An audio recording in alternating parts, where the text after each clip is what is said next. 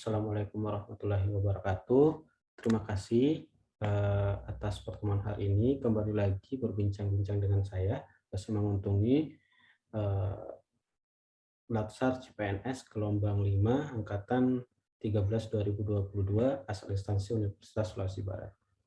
Pada kesempatan kali ini kita akan eh, membahas terkait dengan kompetensi atau kompeten dari role model serta memahami nilai-nilai kompeten itu sendiri dalam dunia ASN. Jadi kompeten itu ada beberapa hal yang harus kita pahami bahwa dalam hal ini kita harus belajar dan mengembangkan kapasitas, yaitu mengembangkan kompetensi diri, membantu orang lain belajar, dan melaksanakan tugas terbaik. Jadi kompetensi itu sendiri adalah merupakan perpaduan aspek pengetahuan, keterampilan, dan sikap yang terintegrasi dalam kemampuan dan perilaku seseorang sesuai dengan tuntutan pekerjaan. Jadi latar belakang permasalahan kenapa kompetensi itu harus ditingkatkan, yang pertama adalah sebagian besar instansi menetapkan standar kompetensi masing-masing sehingga satu dengan yang lain berbeda. Tidak dilakukan validasi dan mekanisme standarisasi. Kemudian yang kedua, dalam menyusun kompetensi instansi, cenderung menggunakan konsultan karena kesulitan memahami pedoman, sehingga secara nasional atau kumulatif menyerap biaya yang besar sekali sehingga memboros uang rakyat. Kemudian yang ketiga, ada kecenderungan hanya menyusun kompetensi manajerial saja, sementara kompetensi teknis agak diabaikan.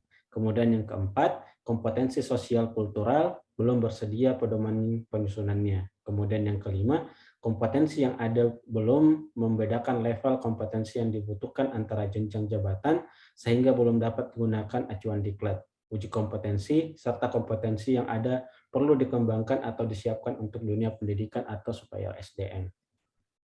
Dalam hal ini saya mengangkat role model saya yaitu Ibu Arinda Puspitasari SSI MSI. Jadi beliau ini merupakan Ketua Unit Laboratorium Biologi Fakultas Keguruan dan Ilmu Pendidikan Universitas Sulawesi Barat.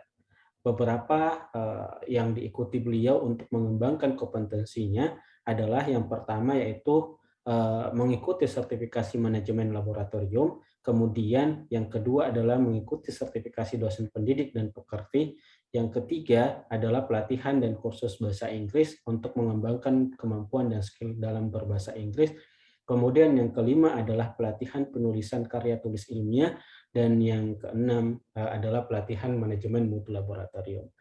Sebagai role model, Ibu Arinda Puspitasari ini telah melakukan berbagai macam penelitian terkait beberapa inovasi pengembangan biofertilizer untuk peningkatan pertanian organik.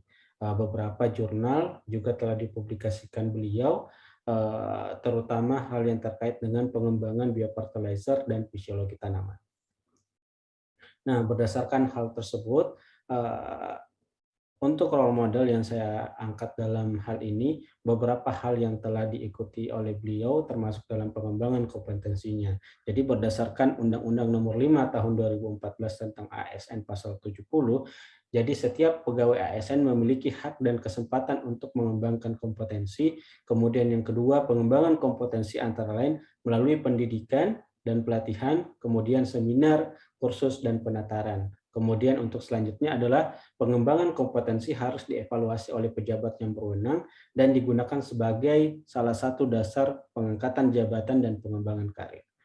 Kemudian untuk strategi pengembangan kompetensi ASN itu yang pertama adalah bagaimana peningkatan kualifikasi pendidikan, kemudian yang kedua adalah strategi peningkatan kompetensi kerja melalui pelatihan berbasis kompetensi kerja, kemudian yang ketiga adalah strategi pemagangan baik instansi pemerintah maupun swasta.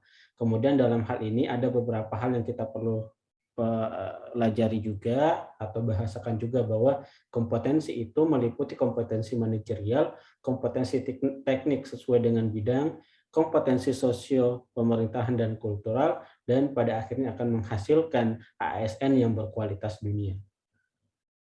kompetensi ASN dan kebijakan pengembangannya ada beberapa macam. Yang pertama adalah kompetensi teknik yang mencakup bagaimana pengetahuan kita, kemudian keterampilan, sikap dan perilaku, kemudian yang spesifik yang berkaitan dengan bidang teknis jabatan. Kemudian diukur dan dari tingkat dan spesialisasi pendidikan, pelatihan teknik fungsional, dan juga pengalaman bekerja secara teknis.